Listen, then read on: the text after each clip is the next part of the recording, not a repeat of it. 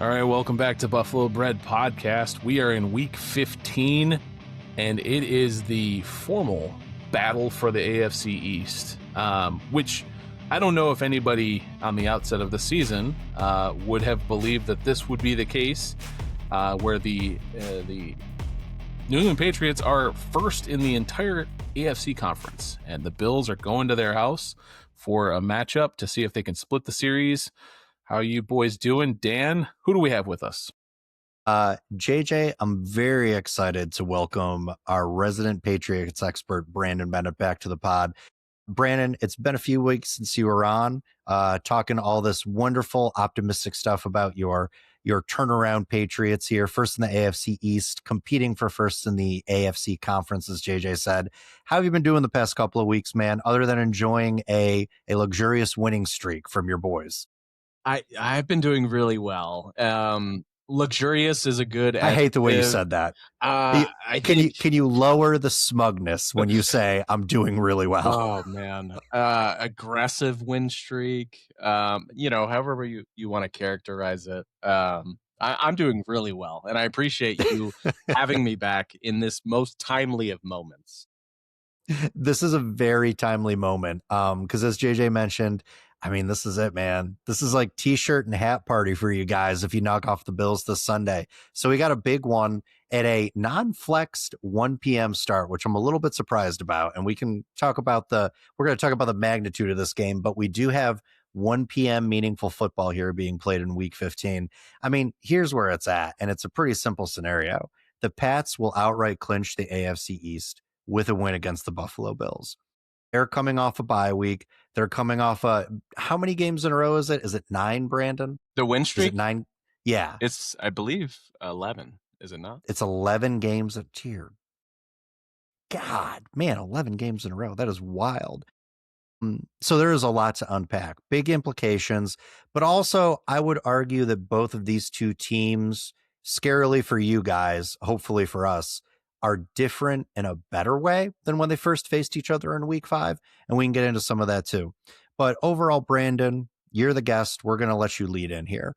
Real quick, from the Patriots fan point of view, what are some things you think Bills fans should generally keep an eye out for as we watch the Patriots take on our squad this week? Yeah, so I think something to keep an eye on, which, I think Bills fans are naturally and organically going to do anyway, is what Stephon Diggs does on the field. He's been relatively quiet since the return of Kayshon Boutte back on the field, but I feel as though what we saw the last time New England played the Bills from Diggs specifically was, I think surprising for a lot of folks with Diggs coming off the injury.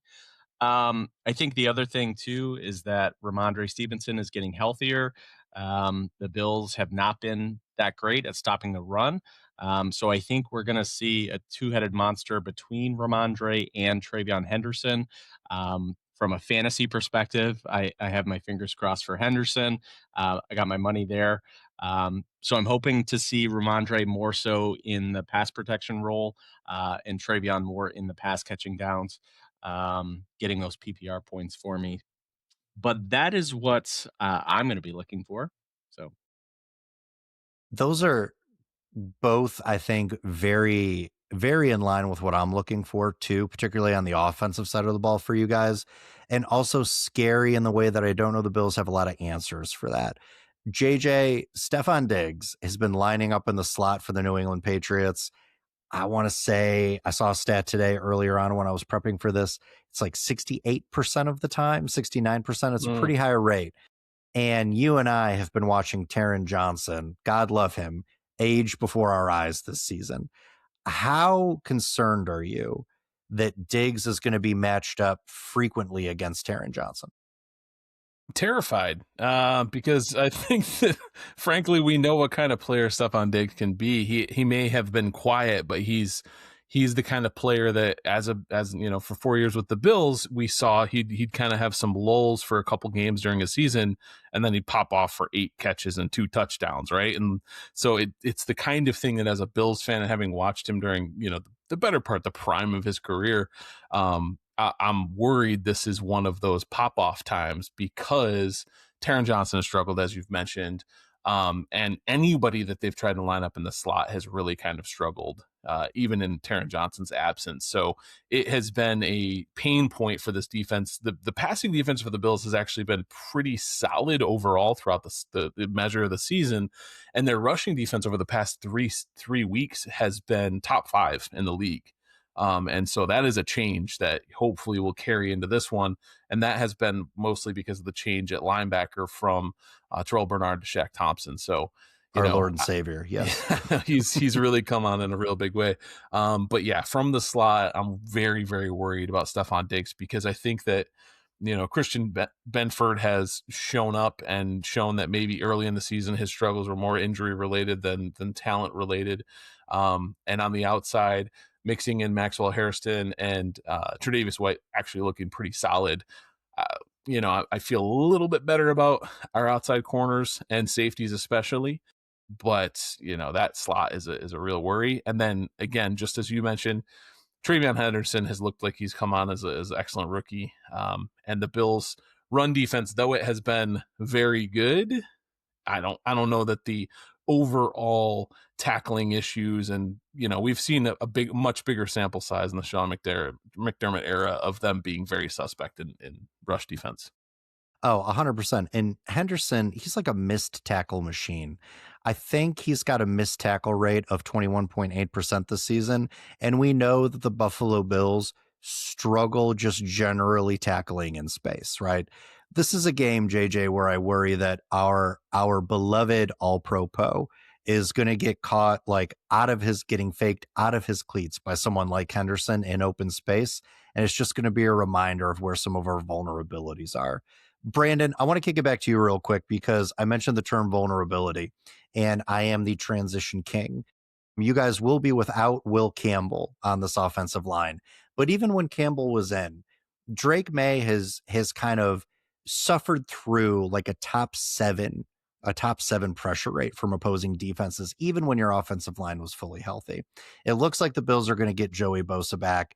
Greg Rousseau, who is the most invisible $20 million man in the NFL, has picked moments against the Patriots where he's decided he wants to play to the full effect of his 6'8" frame. Do you have any concerns with this offensive line being able to protect Drake Maye against a depleted, maybe not so effective, but still kind of feisty and fiery Buffalo Bills pass rush? I think you're kind of hitting the nail on the head as to what are the necessary ingredients for the Bills to win this game.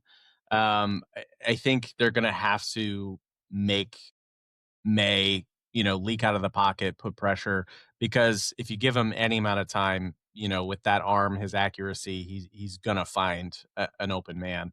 So it does concern me because I think if the Bills are going to walk away with a win on the road for this game, it's going to be because Drake Maye can't get the ball out. Yeah. And JJ, we love talking about big fat dudes moving other big fat dudes when it comes to trench play on this pod. For me, I think it's the edges as we were just discussing, but Drake Maye, and listen, you are the technician, so you feel free to correct anything I'm about to tee you up with. Drake Maye and the way he climbs in the pocket, I've never seen a second year QB with that kind of pocket discipline. He loves to keep his eyes downfield, and when he feels edge pressure coming, he just preternaturally steps up in the pocket.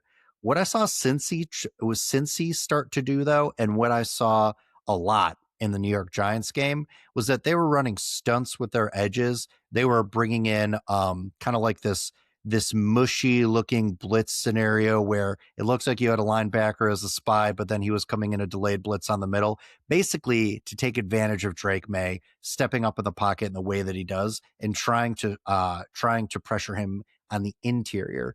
Do you think this is a game where we see like a TJ Sanders who's been around a lot of big plays but hasn't been able to make one yet? Do we see a TJ Sanders step up? Is this a big Deion Walker game? Does Daquan Jones factor in with some interior pressure? What do you think the Bills are going to do to try to bring pressure on Drake? They're going to not bring pressure. And Oh, I'm no, gonna disagree, but go ahead. yeah, no, and I'll say this: they're gonna not bring pressure if Joey Bosa is not good to play for this one. He's been battling a hamstring and a wrist thing. If he plays, then the Bills have a good chance of bringing pressure and bringing Drake Maye down. They got him 4 times in the previous meetup, and that pass rush was not kind of gangbusters for their season average, right? Like that didn't have huge pressure rates in that game, but Drake Maye has taken the most sacks in the league that are his fault of all active quarterbacks. And so that doesn't mean he's taken the most sacks. It just means that of the sacks he's taken, more of them were his kind of misunderstanding where he needed to push.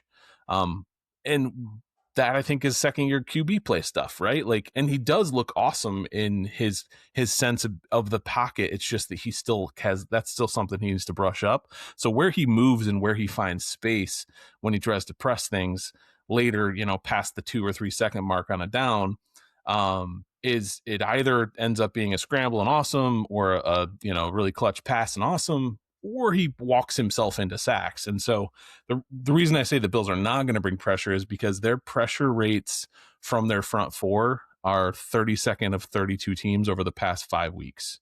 And a lot of that has to do with Joey Bosa being dinged up. The absence of Michael Hoyt, the absence of Ed Oliver, the players they had planned on providing that natural organic pass rush are not on this team right now. So that was very well reasoned, but all I heard you say was Drake Maye is a terrible second year QB without pocket presence. Brandon, defend your boy. No. Is this pardon my take? Like, no, we're sadly we don't have their kind of followership or listenership. Brandon, from your serial killer lair, I want you to give me a couple of things. Give me a couple of things to keep in mind here on the defensive side of the ball. So I've got some thoughts on Drake Maye too that I'm going to weigh in on here in a minute. But like, the advantage of having you come on the pod is that you watch the New England Patriots about as closely as I've ever seen a fan watch another team, outside of maybe me and JJ. Defensively, it looks like you guys are going to get Kairos Tonga back, which is going to be huge for the middle of your defensive line, right? But your squad since week 9 has had a hard time stopping the run. They're giving up on average about 4.5 yards per carry to opposing running backs. And even in that week 5 game, James Cook, while he didn't get to tote the rock a lot, when he did, was hitting his normal efficiency metrics. Do you think the New England Patriots with Tonga back have what it takes to stop the Buffalo Bills run game in a way that's going to force them to go to the air? So you'll have to tell me what metrics you're referring to, because James Cook on the season had his second worst yards per carry against the Patriots, and that was at home. And so the Bills, who have been not great on the road this season, great at home, not great on the road, going into Gillette Stadium, how does James Cook, right the ship, I think is a bigger question. To your question, yes, I do think the Patriots will have an answer for James Cook the way that they did earlier in the season, even with, the injuries that they've seen. Yeah. His yards per carry over expected were about his normal rate. His success rate was about average in that game. Like, it really was the turnovers that killed the overall offensive efficiency for the Bills in that first game. And then there were just large stretches, and JJ, we've seen this before, where the Bills just stopped going to James Cook for a while for whatever reason, right? I mean, often those are the games that the Bills lose. If you look at the games where Cook, gets the opportunities to carry the rock, the Bills are more likely to win in those scenarios. Oh, 100%. And I think with Tonga back, and with even though Milton's out, you guys still have Barmore, who is on the injury report, but looks like he's going to play. I think we're going to attack your guys' edge rushers. They're a little bit lighter on the lighter side. And I think we're going to make Christian Gonzalez and Carlton Davis tackle in space on James Cook. I could see a lot of JJ crack toss anybody in this particular game. Crack toss, pin pull, and then the ever amazing motion tight end or Reggie Gilliam motion to the center of the line gap play. Those are all of our favorite things. So, and really the reason, to your point, Brandon, that you see the Bills go away from running with James Cook is when a team shows that they, in a 10 snap sample size, have a very strong answer for those 6 plays. The Bills are like, well, you cooked us. I guess we gotta Josh Allen go do play hero ball. Back to the drawing book. Yeah. So but to just a real quick question, because I don't know the answer, is Gillette Stadium, is that natural or artificial? Pretty sure that's an artificial turf. Okay. Damn it. Because I just found the stat and it's fascinating to me. James Cook is 8.6 yards per carry on grass and 4.3 on artificial turf when playing on the road. Well, that's wild. That is fascinating. That's wild. So thought that'd be a nice tidbit for this one. But yeah, so the Bills, the thing about the previous, in terms of like matchups and keys to the game, the thing about the early week 5 game against the Pats was that Bills it was a 3-point victory for the Pats, and the Bills lost the turnover battle 3-1, right? So like I think, and they had 11 penalties for 90 yards. The Pats also had 8 penalties for 93 yards. So I forgot the Sean Hockley game. Oh yeah. My God. So geez. the shot themselves in the foot factor, it looked like vintage Patriots, right? The Patriots was like, okay, mistake your way into failure, right? Like, and that has been in the Sean McDermott era largely the way that he's maintained such success in the division and broadly in the league year over year in the regular season has been, we're going to play clean football and let other people make mistakes. That was the whole, playbook last year. And so for them to kind of flip the script Uno reverse card on the Bills in week 5, it's really a question of who's going to show up to this game for the Bills on Sunday. Are they going to shoot themselves which team is going to be that team, right? Who's going to make more critical errors? This past Sunday against the Bengals, it was the Bengals, right? Joe Burrow on 2 consecutive pass plays, intercepted, one for a pick 6 and the other, for a tip turnover that turned the whole game upside down after at one point the Bengals were leading by 3 scores. So really, I think it's a question of which of these defenses is able to be, is able to take advantage of mistakes, and which of these offenses is able to cash in.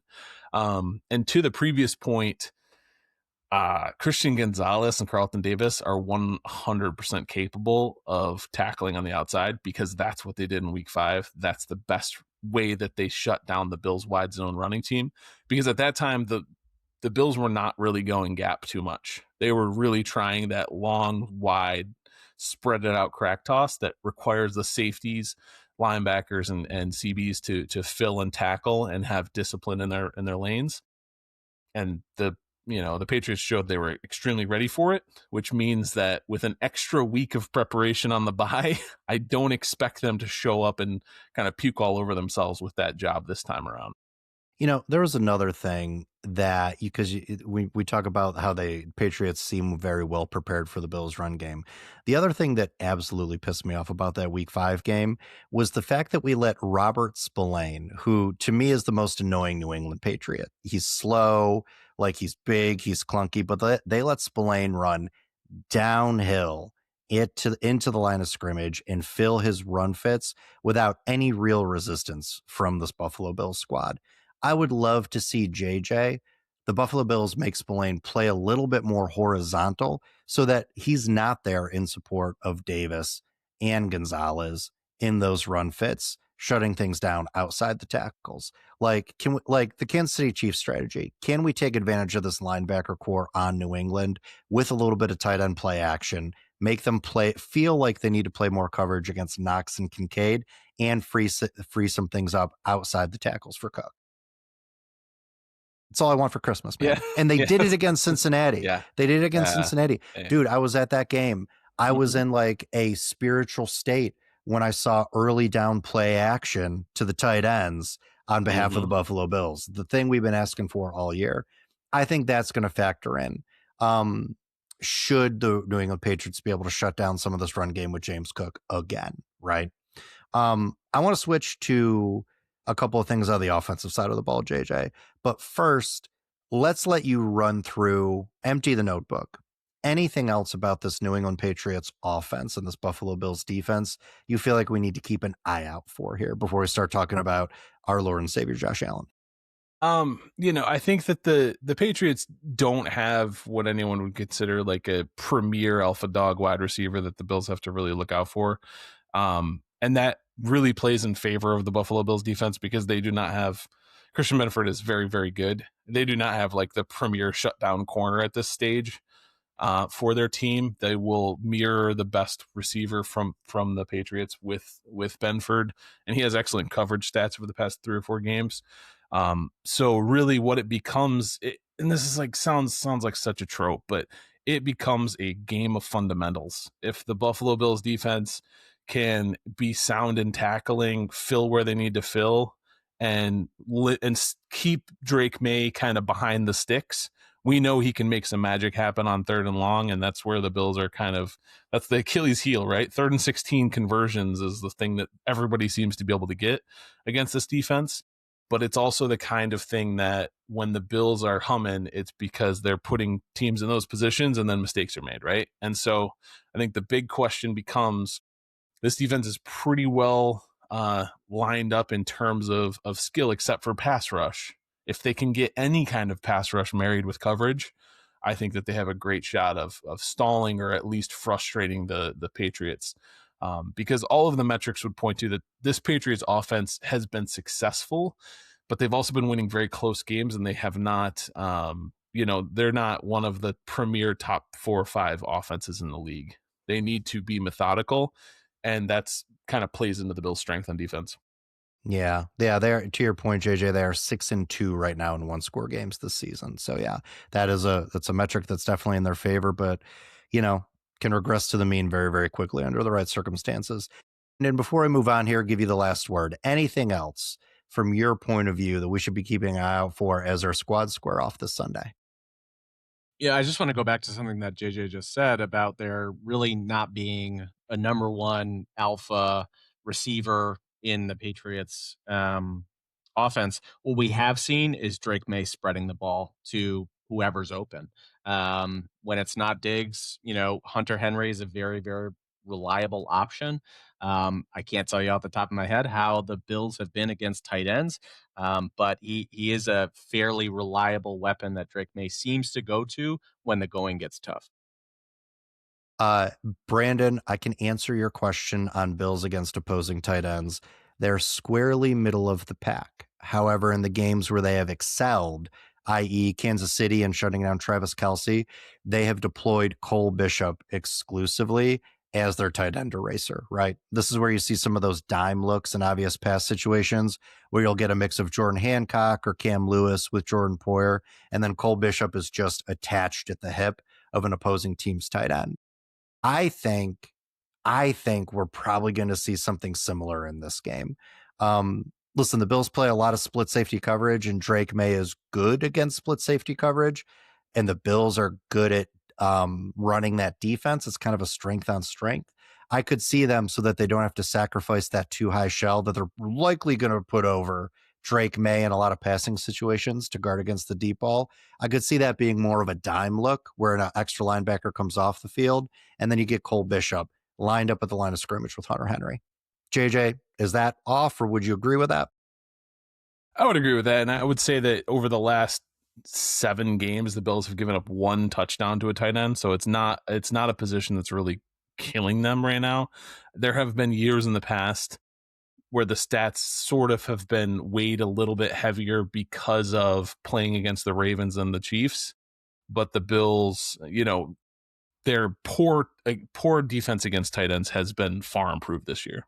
Yeah, it's definitely been on the upswing since Jordan Poyer came back, since we figured out Shaq Thompson, and no shade of Terrell Bernard, who we both like, but since he's been injured, just the performance overall, the spine of that defense in the middle of the field against opposing tight ends has been improved as well. So yeah. All right. Or not Benford. Yeah, no, I said Bernard. Yeah. All right.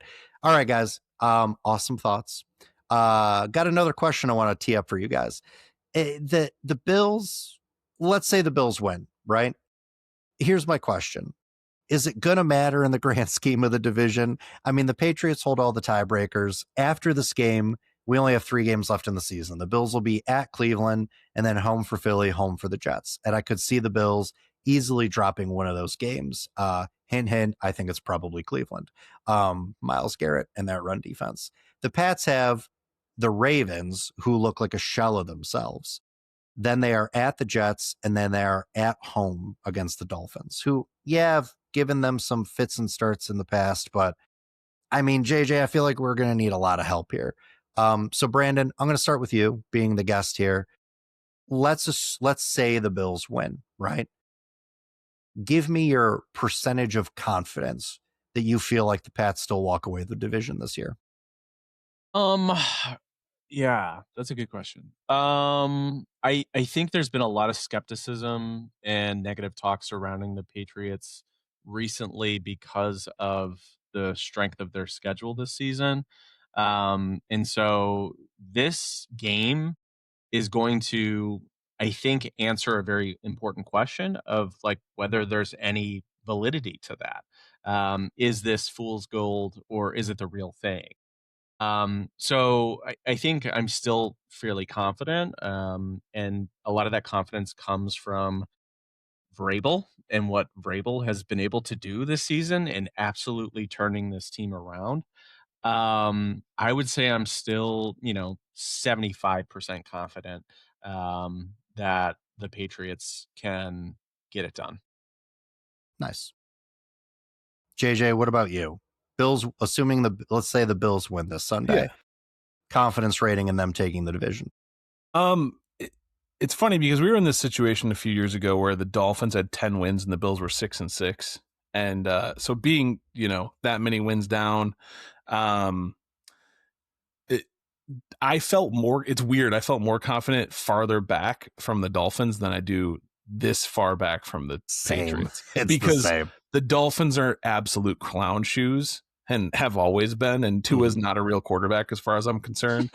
Because he's left-handed. He's not. I mean, he's left-handed. He's short. He's not very athletic. He doesn't have Tyreek Hill or somebody else that he can just chuck it up to. He looks completely average or below average, right? Like, and so their entire offense right now is just throwing quick outs to Devon Achane. Like that tells me all I need to know. This Patriots team is like a real competitor as far as I can tell. And I'm not believing all this schedule hype because it's the NFL. The margins are incredibly tight. The worst team in the league and the best team in the league are not that far apart. They're usually just a few key pieces apart. One of them always being a quarterback, right? And so for me, it's like, okay, Bills win this one. Then they're counting on winning out plus the Patriots dropping one to the Jets or the Dolphins because that is the only way. So I don't have very high confidence. I think that the Bills are sort of shooting for a top seeding of 5th to take on hopefully the winner of the AFC North, because I think that's going to be the most likely favorable outcome. Yeah, I really want to. I've heard a lot of Buffalo Bills media be like, if the Patriots are the 2nd seed, Bills would be great in the 7th seed and knock New England out early. I'm like, I don't know if I want all that. Mm-hmm. And I kind of want to avoid the 6th seed too, because I think Jacksonville, if it is them, is going to be pretty good. Like that's a pretty good team that we can talk about if it comes to it. I mean, reality is my confidence level is at about a 12, even if the Bills win. Bills would have to win out, JJ, to your point. The Pats would have to drop one to the Ravens, drop another one to either the Jets or the Dolphins. And I don't see that happening, right? I just don't see that happening.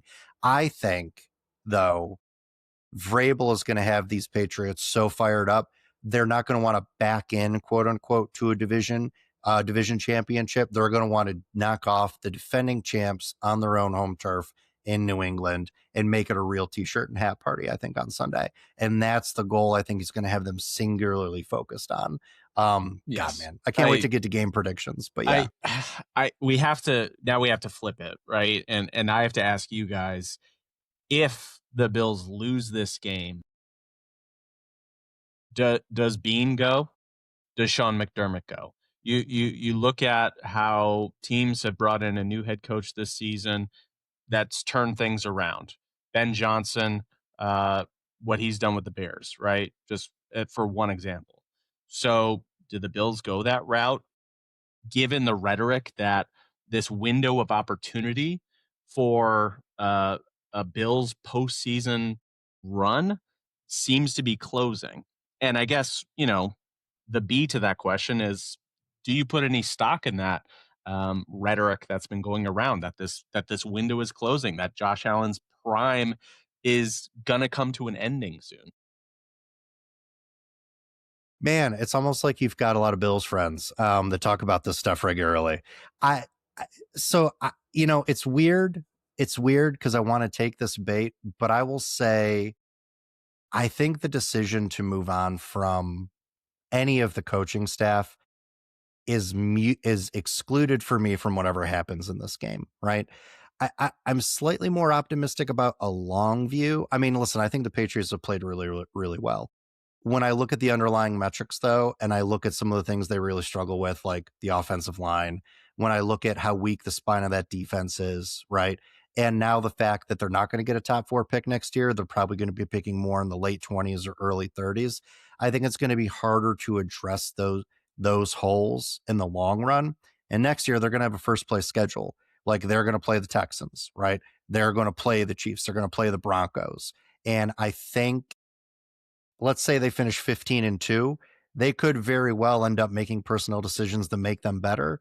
But I think because of the one-score games and some of these underlying metrics in the long view, they regress back to the mean, and they could be a 10 or 11 win team next year. And to me, that still primes the Bills to be able to compete for the division. So I think Sunday, Brandon, to your original question, isn't defining for me as a window closing, even though I know that's what the media narrative is going to be. I'm more high on the Bills' long view because of the way Allen is playing right now. Now, to your question about moving on from the coaching staff, I will tell you there are a lot of Bills fans that think after 13 seconds we should have done that no matter what. I'm going to say something that's going to be absurd. If the Bills win the Super Bowl, I think we should jettison both Brady and Babbage no matter what and start over at the coordinator position. Because if the Bills make a run to the Super Bowl, it's going to be because of Josh Allen doing some Superman stuff. And it's not going to be all of a sudden because Brady figured out how to creatively scheme for wide receivers and open up the passing game, or Babbage figured out how to call plays. You know what I mean? I think it is on the table, even if the Bills reach the height of their success, there are massive shakeups amongst this coaching staff to extend that window. So, great question. I think the outcome on Sunday, though, is excluded for me from whatever decisions need to happen with the coaching staff. JJ, what about you? Are you going to take that bait?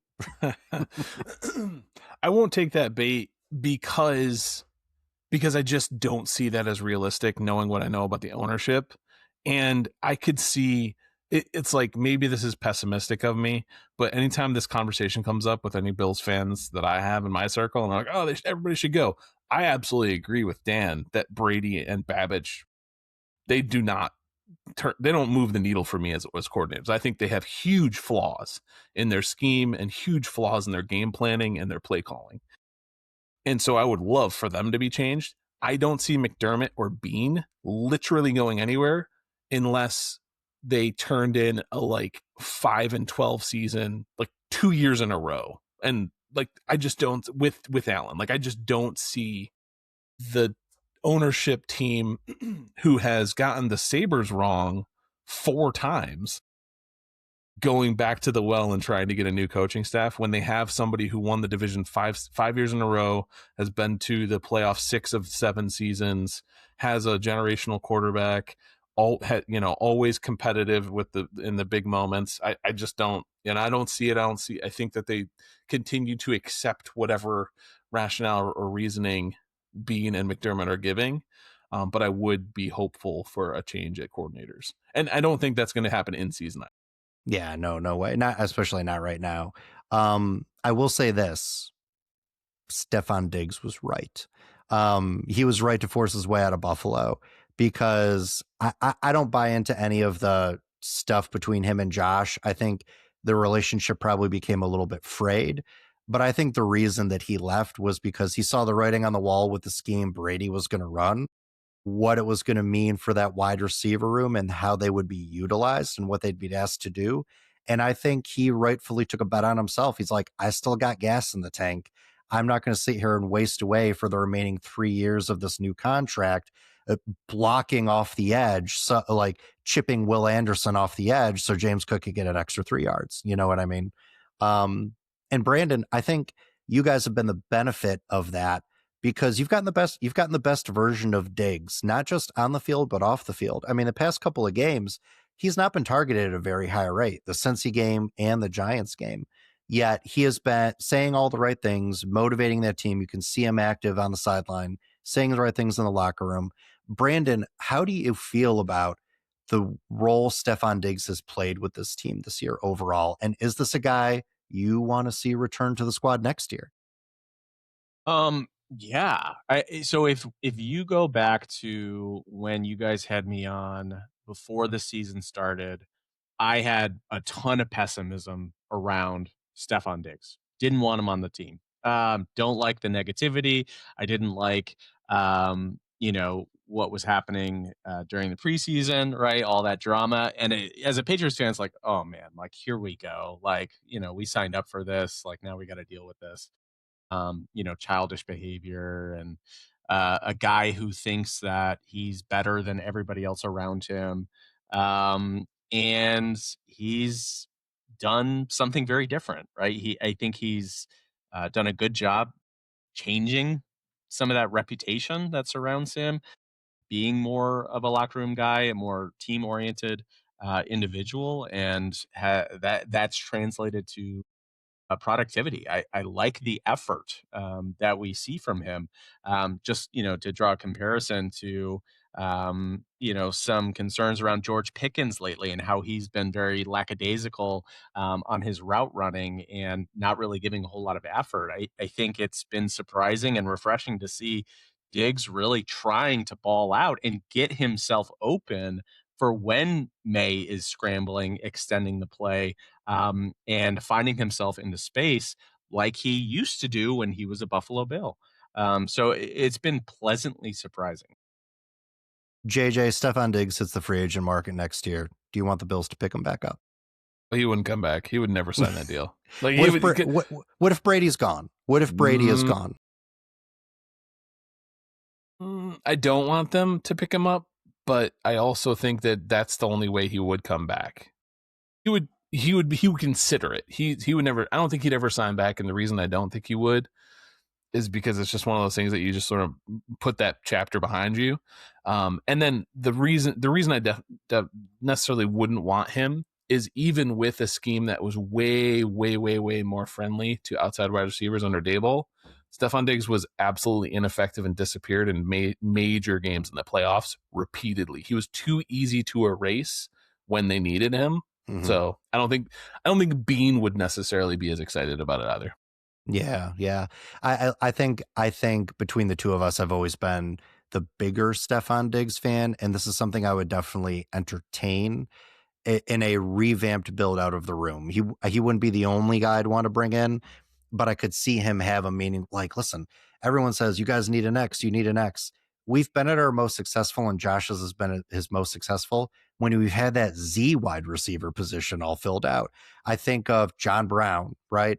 I think of Emmanuel Sanders playing that role a lot. I mean, that's when Josh has been his most successful, when he's got a guy that can operate on the field side and in space and get separation. So, yeah. The ESPN 30 for 30 is going to be wild if Josh Allen ends up Dan Marino and never wins a Super Bowl. And a big reason that we historically track back as to why that happened is because the Buffalo Bills could not keep the Diggs Allen thing going because they wanted to roll with Joe Brady. who may be 2 years and done. It's going to be crazy. That's going to be crazy. All right. Brandon, this is where you can gloat unapologetically. I want to switch gears a little bit, and I want to talk about kind of QBs. Listen, regardless of what happens on Sunday, we're going to see a really great, entertaining matchup between two of the league's best QBs as they're playing right now. And with the emergence of Maye this season, it gives us the opportunity to kind of revisit, I think, conventional wisdom around the quarterback tiers in this league. There has been a top 4 for what feels like forever as far as the elite of the elite. You've got Allen, Mahomes, Jackson, and Burrow in whatever order you want to put it in. Brandon, where does Drake Maye currently sit in that pantheon of QBs? Would you insert him into the top 4, or is he somewhere still just on the outside looking in? Really, really tough question. And I feel like it's a tough question because Drake Maye's in his sophomore season and really only played half a season last year with a different head coach. So I think there's a lot to be found out. However, he seems to be the real deal, so I would put him top 4. I think that's fair. Oh, all right. So who you moving out of that tier? You've got Allen, Mahomes, Jackson, and Burrow. And if you want this podcast ratioed, tell us why it's Allen. Yeah, I think Burrow is probably the easiest one on the chopping block here when we're talking about. I didn't think you were going to go there. Yeah, who's going to sort of slip out of that elite, sort of S tier category. And I don't just mean injury wise. I just think that the situation that Burrow's in is not a great one when you look at some of the financial decisions that the Bengals have made, where they have most of their money clustered, and the deficit that you see being very prevalent in other areas of the field. That's how he got hurt, right? Is because there was zero protection for him. Okay, so what? You have T. Higgins and Jamar Chase, two of the best wide receivers, incredible athletes. Um, if you're sacked after 1.5 seconds, like that's not really enough time for those guys to get open. So, I if anyone's going to fall off, it's going to be Joe Burrow, in my opinion. Nice. JJ, what about you? Where are you putting Drake Maye here in the current pantheon of QBs? Now, hang on, young whippersnapper is kind of what that's the colon subtitle I'd put under Drake Maye. Because, like, I think that, if you've listened to the pod, I have a lot of respect for him. I think he's an excellent talent. I think that, early in the season, all of the tongue-in-cheek, like baby Josh Allen stuff, when he would like break out of an absolute sure sack and run for 30 or 40 yards, was fun. And I think he has those skills. He's got he's great arm talent. He's a better anticipatory thrower than Josh Allen was in his second year for sure.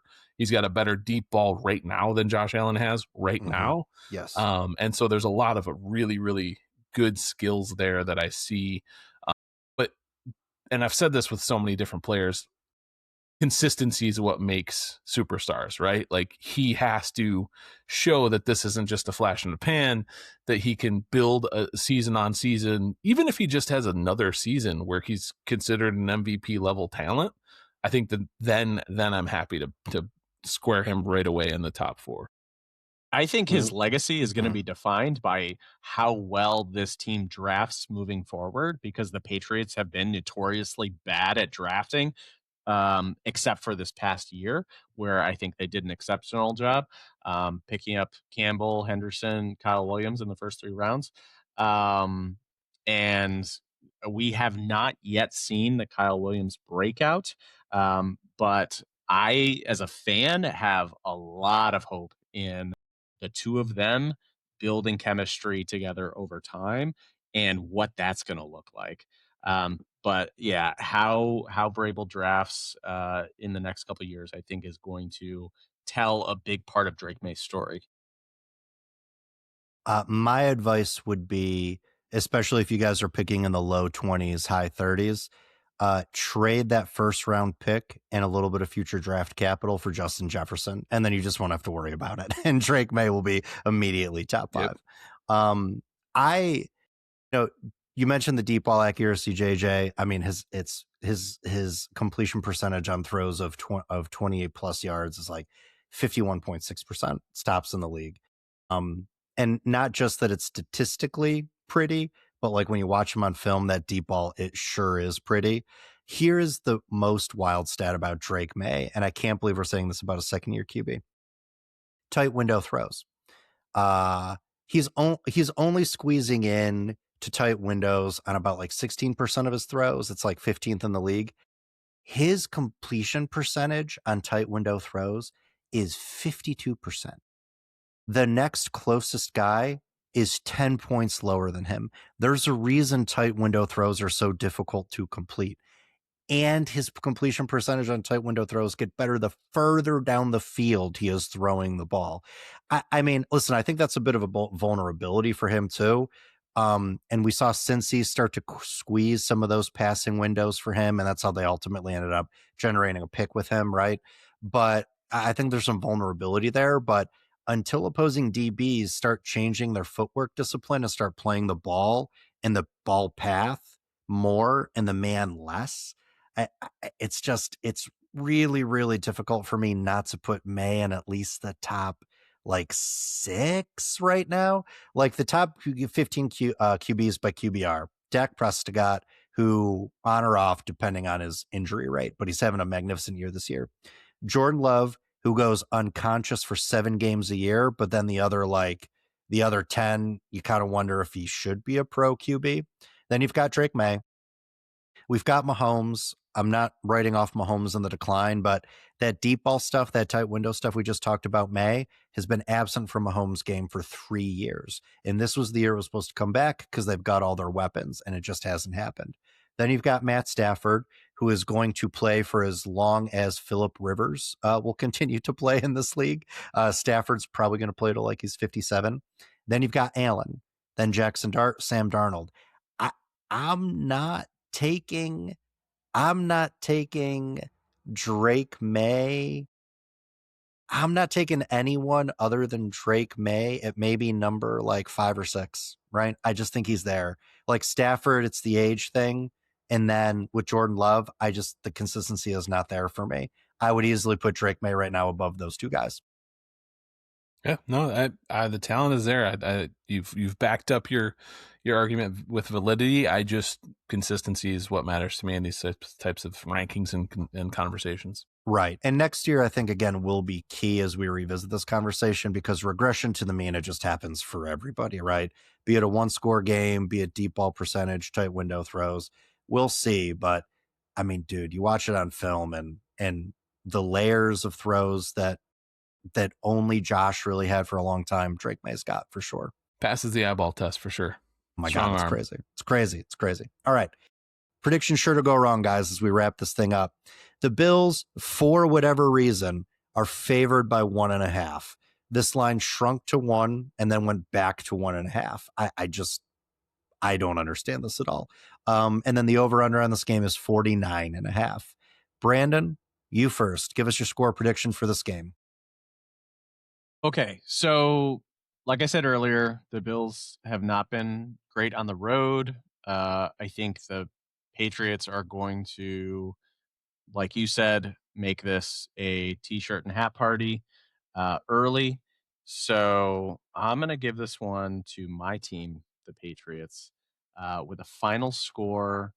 I'm going to say 29-27. Brandon, I didn't expect that. No, that's a pretty good pick. So 29-27. So you've got the Patriots winning outright, and you have the over on the score, which I think is interesting too. Nice. I like that. This is going to be a close game. And I think the NFL made a huge mistake not flexing this into a primetime slot. I agree. Huge mistake. And I think seeing, 2 of the best quarterbacks in the NFL going at it, that absolutely should be a primetime game. So, and I think potentially the birthing of a renewed rivalry between our two teams. As we watch the very entertaining dissolution of the Kansas City Chiefs and just relish in their pain and their suffering. I think that is the table that the three of us come together and share a meal on, right? Is watching what is happening to the Chiefs. It's chef's kiss. I will always break bread over the Kansas City Chiefs being terrible. Yeah, I was a just going to doubt. say, if you guys want to jump on, one of these calls with a beverage the day that the Chiefs are eliminated from playoffs contention, I'm there 100%.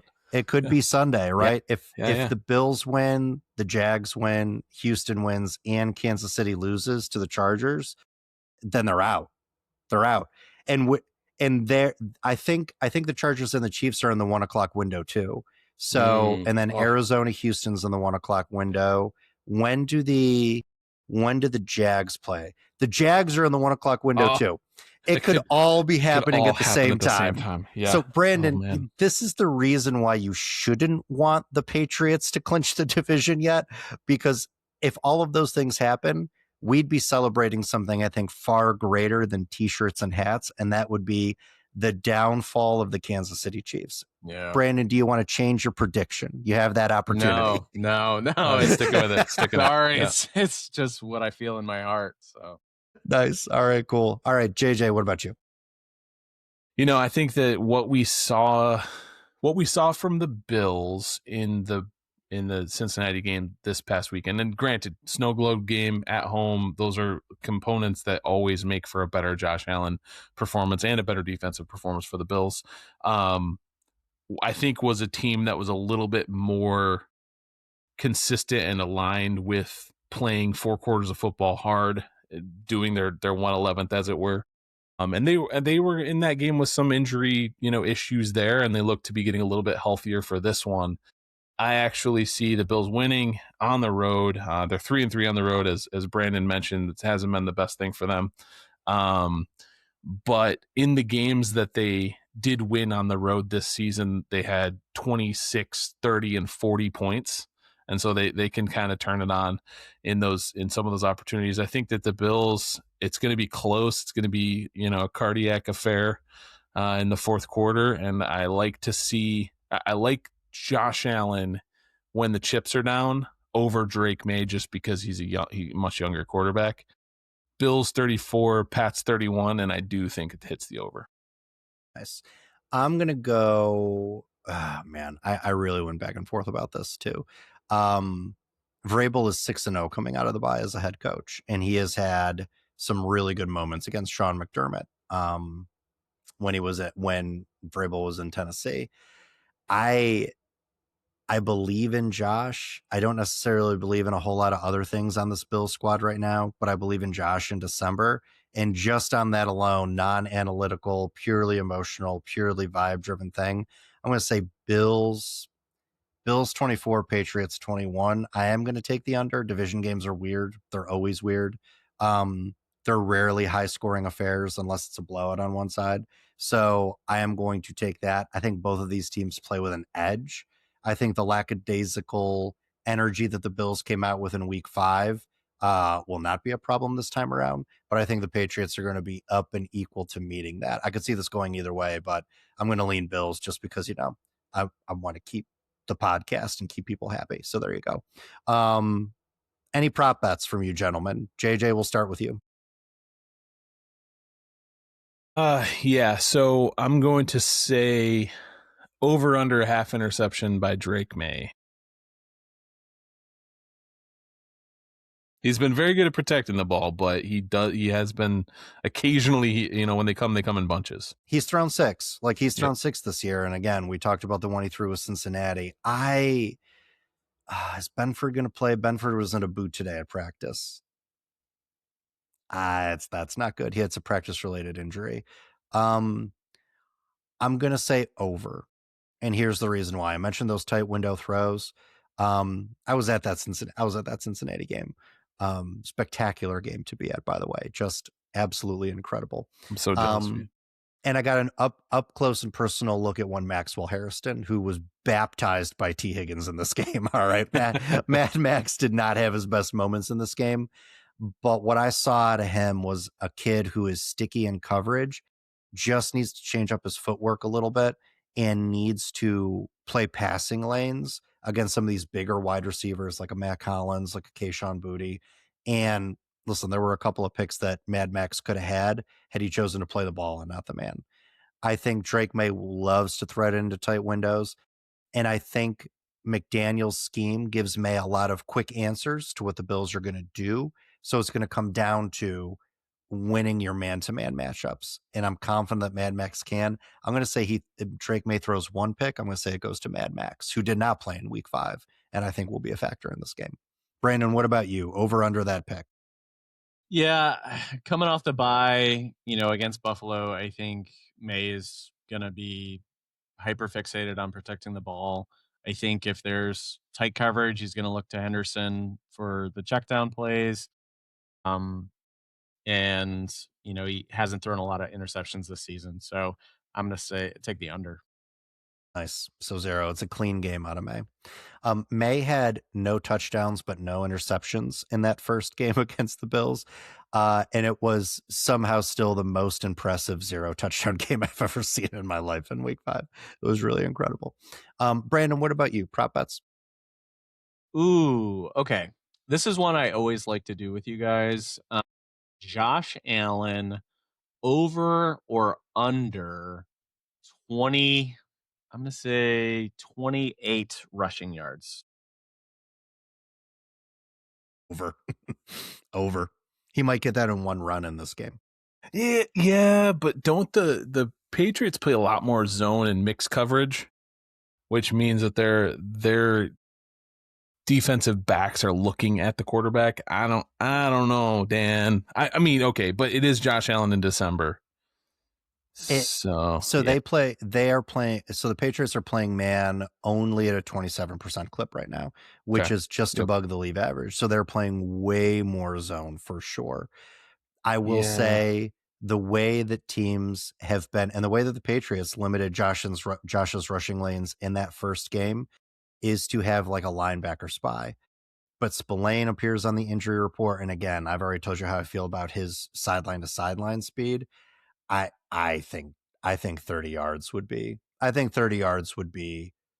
a very attainable goal for Josh in this particular game. And the designed run game, which never features in October and November, is going to feature in this game, I would imagine. So on the season, he has 5 games with 30 or less so far.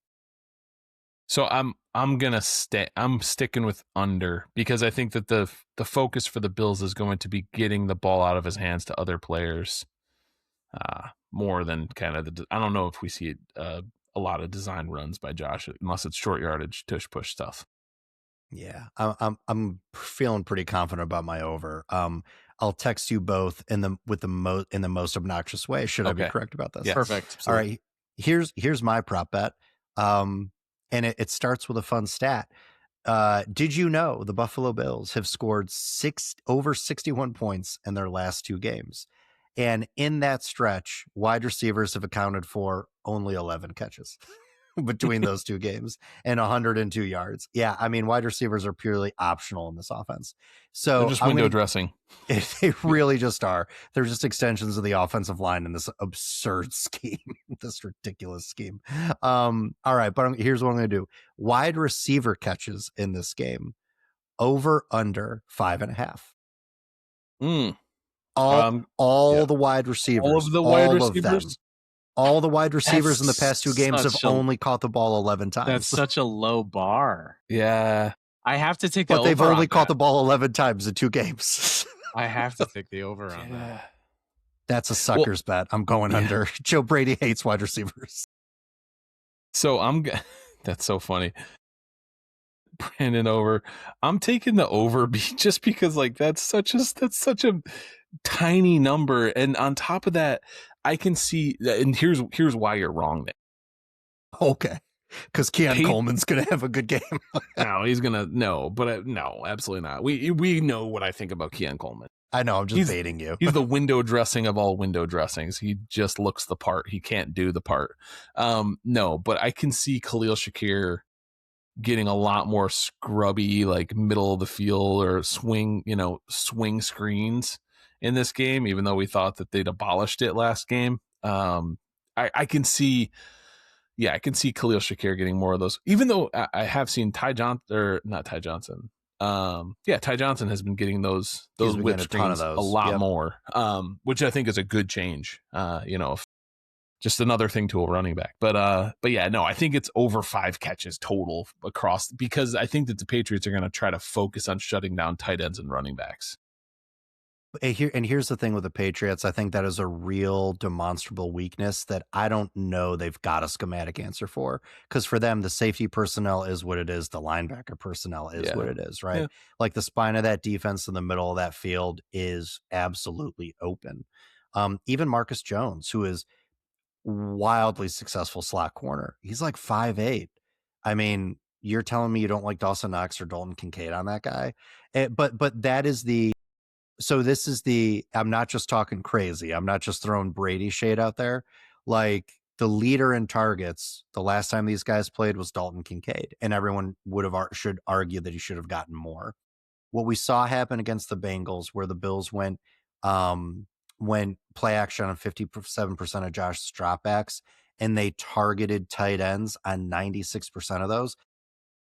That is the passing offense that Joe Brady has been waiting to run, and to great effect.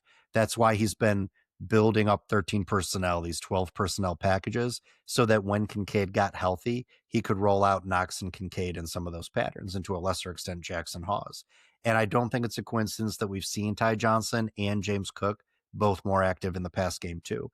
I think the pecking order for targets is going to be Kincaid, Knox, Cook, Ty Johnson, then Khalil Shakir.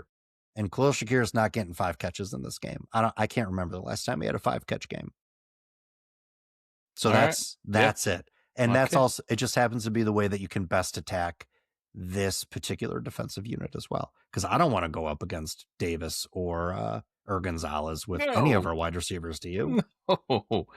No. Yeah, especially not with Grape Davis or Keon Coleman not able to attack the ball when it's in the air, right? Like, they both just watch as people pick it off. Oh my God, it's terrible. So I get where you're both at, but I'm taking the under. Okay. I'm taking the under. Yeah, absolutely. All right. That was fun. That was fun. Marks. I mean, really good stuff there, particularly at the end. Way to bring it home, guys. All right, Brandon, thank you for joining us. We always appreciate you having you on the pod. Thanks for having me. Yep. JJ, nice to welcome you back as well. It's good to be doing this again with you, sir. For all of you listening at home, like, share, and subscribe wherever you get your podcast. See our faces and Brandon's Kill Room on YouTube. Listen to us on Apple and Spotify. Nice. And as always, go Bills. Go Bills.